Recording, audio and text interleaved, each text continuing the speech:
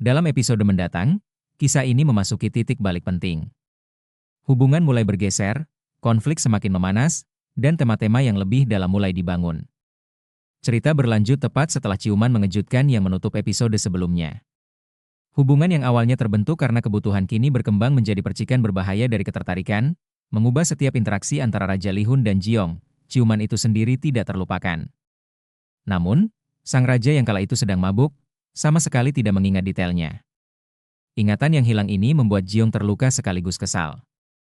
Ia melampiaskan kemarahannya dengan memukul ikan kering, satu-satunya cara yang ia kenal untuk meredakan emosi. Meski Li-hun berusaha menepisnya, kegelisahan dan pikirannya yang terus kembali pada kejadian itu justru mengungkapkan kebenaran. Ciuman tersebut mengguncang hatinya dan membangkitkan perasaan yang selama ini ia kubur. Namun, kedekatan mereka tidak luput dari perhatian. Di istana, setiap tatapan dan bisikan selalu diperbesar. Kabar pun mulai menyebar bahwa juru masak asing itu telah berhasil memikat sang raja, melembutkan hati seorang penguasa yang sebelumnya terkenal kejam. Rumor ini membakar rasa cemburu Selirkang hingga membuatnya kalap. Sudah sejak lama ia merasa terancam oleh perhatian raja, dan kini ia nekat melakukan tindakan kejam. Dalam amarah, ia merusak hidangan yang telah Jiong siapkan dengan susah payah, menjatuhkan seluruh meja. Meski begitu, Jiong tidak menyerah. Dengan tekad membara, ia kembali memasak dan menyiapkan hidangan baru tanpa goyah. Sejak saat itu, Selirkang tidak lagi sekadar menjadi pesaing yang cemburu, melainkan ancaman nyata dengan intrik yang semakin membahayakan Jiong. Di balik konflik pribadi istana, bahaya yang lebih besar juga mengintai. Penyelidikan rahasia Li-hun mengenai kematian misterius ibunya, Ratu Yan yang telah digulingkan, terganggu ketika pengawal kepercayaannya, Suyuk, diserang oleh sosok tak dikenal. Kekerasan mendadak ini membuat rencananya berantakan sekaligus menegaskan betapa besar bahaya yang mengelilinginya. Kegagalan ini memaksa Li-hun meninjau ulang strateginya, sekaligus mengingatkan sang raja bahwa sifat kejamnya lahir dari trauma, kesedihan, serta dendam yang membara terhadap pejabat korup. Belum selesai dengan ketegangan itu, kabar baru datang bahwa seorang utusan asing akan berkunjung ke istana. Mereka membawa 3 koki handal, membuka tantangan baru yang bisa mengubah reputasi dapur kerajaan. Tanpa ragu, Li-hun menunjuk Jiong untuk memimpin para juru masak istana. Taruhannya jelas, ini bukan sekadar soal makanan, melainkan harga diri, kelangsungan hidup, dan martabat bangsa. Keahlian memasak Jiong, bahkan nyawanya, kembali dipertaruhkan dalam adu masak yang akan datang. Namun, yang benar-benar mengubah arah kisah adalah terungkapnya rahasia Batu Mangan. Jiong selama ini percaya bahwa buku yang membawanya ke masa lalu adalah benda ajaib yang asal-usulnya misterius. Tetapi sebuah kenyataan mengejutkan terungkap, Li-hun sendiri adalah penulis buku itu. Bukan kitab sihir, melainkan jurnal berisi resep masakan yang ia ciptakan dan catatan hari-hari yang ia jalani bersama Jiong. Pengungkapan ini juga mengubah alur perkembangan karakter Li-hun. Dalam sejarah, sosok yang menjadi panutannya, Raja Yonengan, dikenang sebagai tiran yang digulingkan dan mati dalam kehinaan. Namun, di kisah ini, kehadiran Jiong dan takdir yang mulai terungkap memberi isyarat bahwa hidupnya mungkin tidak akan berakhir tragis. Kehadiran Jiong berpotensi mengubah takdirnya, membawa harapan bahwa cinta mampu menulis ulang sejarah paling kelam sekalipun. Makanan, yang sejak awal menjadi inti dari drama ini, mendapatkan makna yang lebih dalam pada episode-episode berikutnya. Sejak awal, Jiong selalu bergantung pada masakan untuk bertahan hidup di tengah kerasnya politik istana. Namun, pada episode berikutnya ini, hidangan-hidangan yang ia buat berkembang menjadi sesuatu yang lebih berarti. Sebuah bahasa emosi, penghiburan, dan penyembuhan. Momen penting terjadi saat ia menyajikan donjang pasta. Dengan memadukan bahan tradisional Korea yang syarat makna dengan hidangan modern, Jiong menjembatani dua dunia, masa lalu Raja Li-hun di era Joseon dan masa kini yang ia tinggalkan di Korea modern.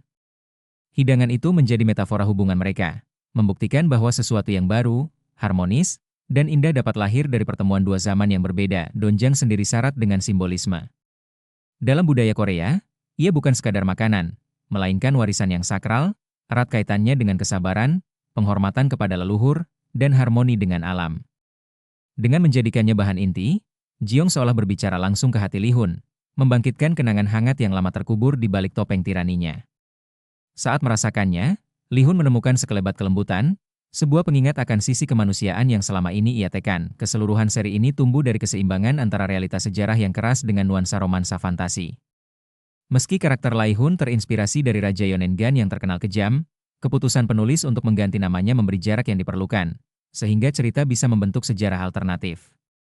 Kekejaman politik era Joseon tetap hadir, penindasan terhadap perempuan, pembersihan para bangsawan, hingga ambisi para pangeran. Namun, semua bahaya itu menjadi latar bagi kisah cinta rapuh antara Jiong dan Lee Hun. Ancaman yang terus membayangi justru membuat setiap tatapan dan sentuhan terasa mendesak, penuh risiko, sekaligus begitu berharga. Episode yang mendatang akan menjadi sorotan utama perkembangan karakter. Lee Hun, yang selama ini dikenal kejam dan haus balas dendam, mulai menunjukkan kerentanannya. Ciuman itu, kehangatan donjang pasta, serta terungkapnya bahwa ia adalah penulis batu mangan, menjadi tonggak penting dalam transformasinya. Kehadiran Jiong membuatnya berani membayangkan masa depan yang tidak lagi dikuasai ketakutan dan dendam, melainkan diwarnai kelembutan dan keterhubungan. Bagi Jiong, pergeseran ini sama pentingnya. Awalnya, tujuan satu-satunya hanyalah bertahan hidup, dan memasak hanyalah alat untuk menjaga nyawanya. Namun, dalam episode-episode ini, ia mulai berperan sebagai agen perubahan. Ia menghibur raja, menantangnya, sekaligus menghadapi sabotase Mokju dengan keberanian. Ia bukan lagi tamu pasif di masa lalu, melainkan katalis yang mampu mengubah jalannya sejarah. Keberanian di dapur, tekad menghadapi kecemburuan, serta kemampuannya menyentuh sisi kemanusiaan Lee Hun menandai transformasinya menjadi pahlawan sejati dalam kisah ini. Menjelang akhir episode, panggung telah disiapkan untuk alur besar berikutnya, kedatangan utusan asing beserta para koki handalnya.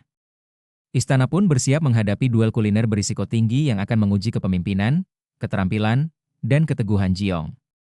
Lebih dari itu, ujian ini juga akan menguji ikatan rapuh antara dirinya dan sang raja, ketika perlahan-lahan dinding hati mereka runtuh dan hubungan mereka semakin dalam menghadapi berbagai rintangan. Episode mendatang bukan sekadar transisi, melainkan sebuah perubahan besar. Drama ini berkembang dari sekadar kisah bertahan hidup menjadi kisah besar tentang takdir, cinta, dan kekuatan makanan sebagai simbol sekaligus penghidupan. Dengan memadukan realitas keras politik Joseon dan keintiman sebuah kisah cinta, drama ini berhasil menciptakan dunia yang terasa sekaligus fantastis dan manusiawi.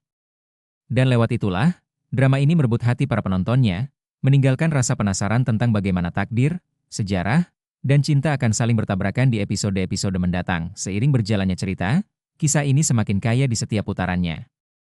Romansa berpadu dengan takdir, politik bertemu dengan hasrat, dan makanan bertransformasi menjadi bahasa bertahan hidup, penghiburan, sekaligus cinta. Episode mendatang tidak hanya mengubah jalan para tokoh, tetapi juga menjanjikan bahwa yang akan datang akan semakin memikat, di mana setiap hidangan, setiap bisikan, dan setiap pilihan mengandung takdir bagi kehidupan mereka.